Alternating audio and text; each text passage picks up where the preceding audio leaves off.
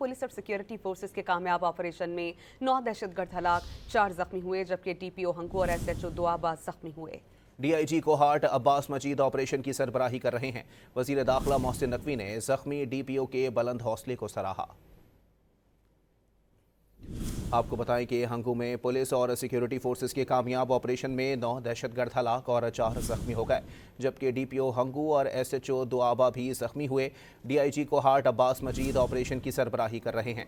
वजीर दाखिला मोहसिन नकवी ने जख्मी DPO के बुलंद हौसले को सराहा है। आपको बताएं कि दुआबा अटल के रिहायशियों से दरख्वास्त है कि पुलिस के साथ ताउन करें। RPO कोहाट की जानिब से ये ऐलान जारी किया गया है। हंगू में पुलिस और सिक्योरिटी फोर्सेस के कामयाब ऑपरेशन में 9 दहशतगर्द हलाक और 4 जख्मी हो गए, जबकि DPO हंगू और SHO दुआबा भी जख्मी हुए।